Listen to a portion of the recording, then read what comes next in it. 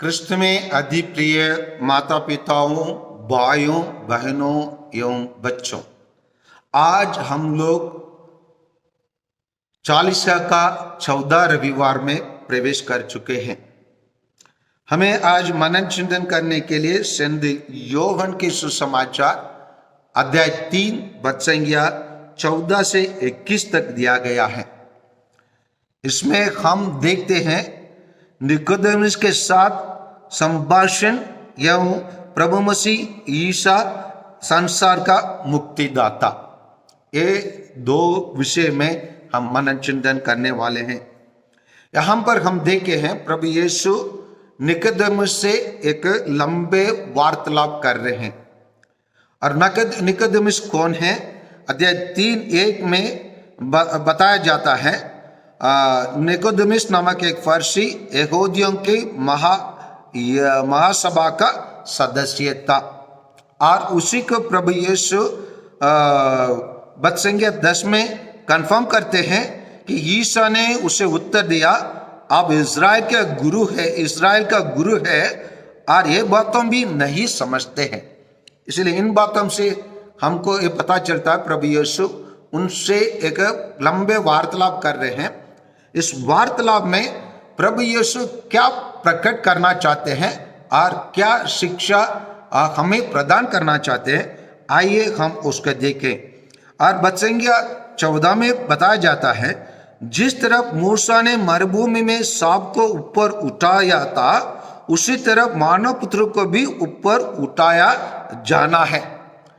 हम निर्गमन ग्रंथ अध्याय 21:8 में हम देख सकते हैं, जब लोगों को सांप काट दिया, वहां पर मूसा ने उनके लिए कान से एक सांप का निशाना बना के रखा और लोगों से कहा जिसको सांप काटते उनके आर देखने के लिए, ताकि देखने वाले सब चंगा पाए और उनका जीवन समाप्त नहीं हुआ। वहां उन लोग सांप के एक चिन्ह को देखने के द्वारा उन लोग चंगाई प्रदान किए और उन लोग मरे नहीं। और उसी प्रकार जब मानव पुत्र ऊपर उठाया जाएगा, तब लोग उनको देखेंगे, उन लोग सब आनंद जीवन प्राप्त करेंगे।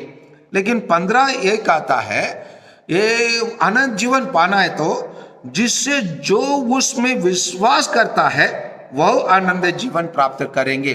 सब लोग नहीं, जो भी ये धरती में जी रहे हैं उन लोग सब क्या आनंद जीवन प्राप्त करेंगे? बिल्कुल नहीं। फिर कौन?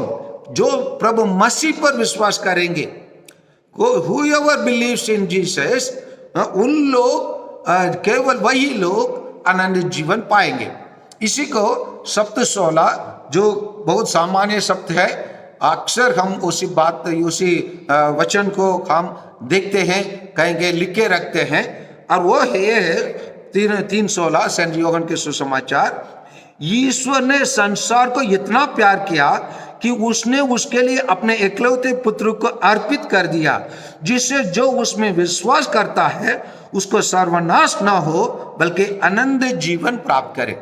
तो यहाँ स्पष्ट हो जाता है ईश्वर संसार को प्यार किया, क्योंकि ईश्वर स्वयं प्यार है। इसके संत योहन अपना पहला पत्र अध्याय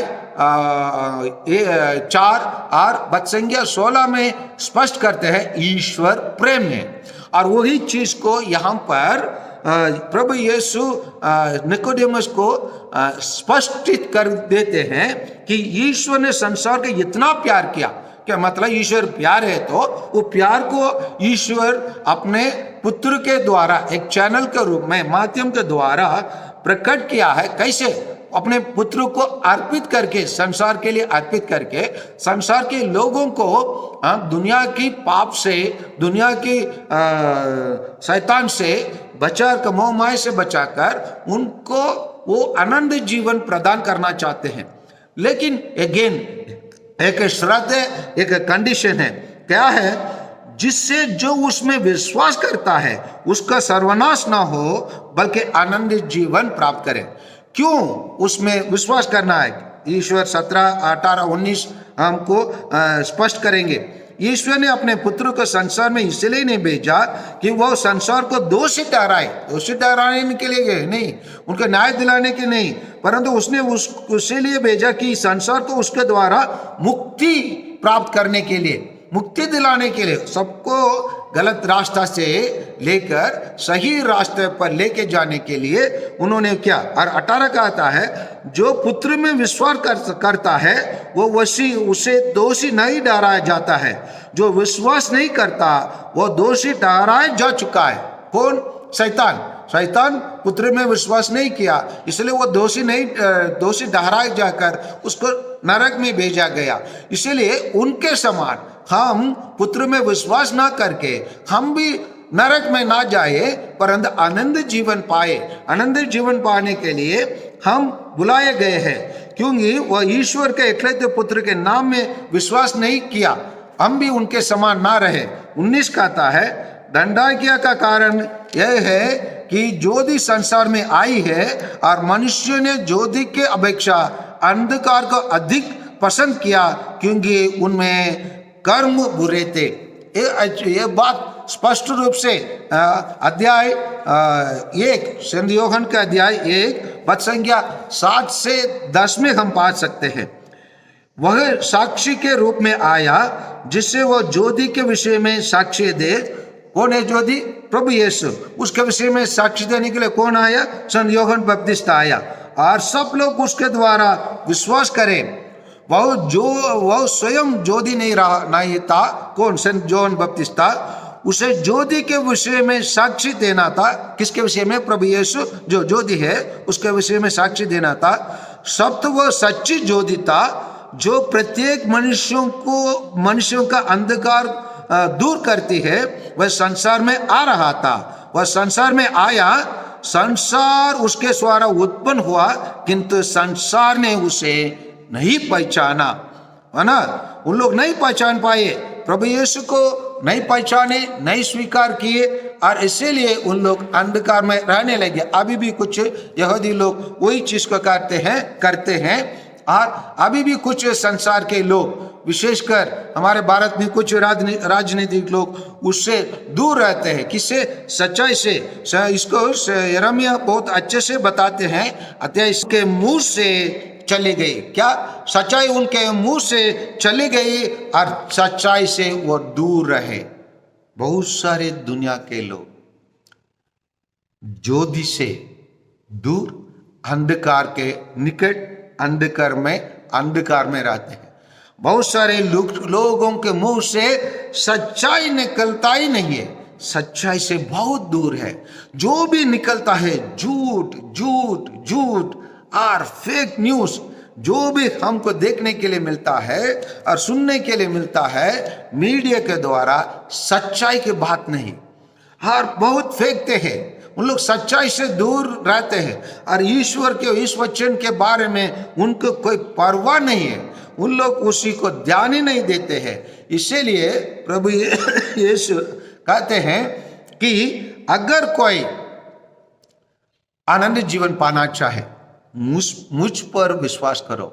ये सौभाग्य, ये तोहफा हम भारतीय लोगों को पहला ही शताब्दी में, जब सेंट थॉमस हमारे भारत में आया, तब ही हमें मिला था।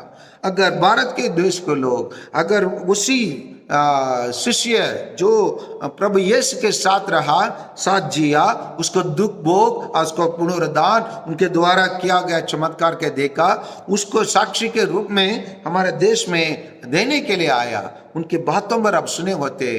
कितने सारे लोग प्रभु यीशु पर आज तक विश्वास करते, आज क्यों विश्वास नहीं करते? हमारा विरोध क्यों बात करते हैं? क्योंकि उन लोग सच्चाई से दूर है, अंधकार का पसंद करते हैं, हर शैतान के संतान बने हैं। और इसीलिए प्रभु यीशु जस्टिस हम प्रत्येक से गाते हैं, उन पर विश्वास करो। इसीलिए ना केवल प्रभु यीशु कहते हैं, पिता ईश्वर अभी के बारे में वो कहते हैं, ईश्वर ने संसार का इतना प्यार किया कि उसने उसके लिए अपने इकलौते पुत्र को अर्पित कर दिया, जिससे जो उसमें विश्वास करता है उसका सर्वनाश न हो बल्कि आनंद जीवन प्राप्त करे। आइए प्यारे भाइयों और बहनों, हम अक्सर इस दुनिया में ज्योति के बदले अंधकार को चुन लेते हैं। जीवन प्रदान करने वाला प्रभु मसीह के बदले जीवन को नष्ट करने वाला शैतान के रास्ता को अपना लेते हैं। सच्चाई के बदले हम बुराई को चुन लेते हैं और झूठ को हम सच समझते हैं। इसलिए आज हमारे लिए हम रियलिटी एक चीज है, रील एक चीज है। हम लोग रियलिटी को स्वीकार करना है।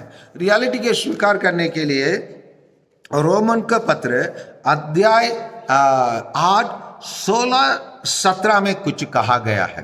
क्या कहा गया है? आत्मा स्वयं हमें आश्वासन देता है हम सचमुच ईश्वर की संतान है। हम ईश्वर के संतान हैं। यदि हम उसके संतान हैं तो हम उसकी विरासत के बाकी है। हम मसीह के साथ ईश्वर की विरासत के बाकी है। यदि हम उनके साथ दुख भोगते हैं तो हम उनके साथ महिमान्वित होंगे। इसलिए हम ईश्वर के संतान होने के लिए हम आत्मा के अनुसार, प्रभु यीशु के वचन के अनुसार, प्रभु यीशु के शिक्षा के अनुसार चलने के लिए, अपने जीवन को निर्माण करने के लिए आप और मैं बुलाए गए हैं। आइए प्यारे भाइयों और बहनों, हम इस सुनहर मौका का ना गवाकर प्रभु यीशु के बुलावा को, पिता ईश्वर जैसे वो प्यार है, उसको प्यार को हम समझने के लिए, जानने के लिए प्रयास करें, ताकि हम अंधकार में ना जिए, झूठे जीवन में ना जिए और हम शैतान का संतान ना बने, परंतु प्रभु मसीह जो संसार की ज्योति है उस ज्योति के अपनाएं, ताकि हम प्रत्येक जन उनके द्वारा मिल रहे आनंद जीवन को प्राप्त कर सके। आमीन।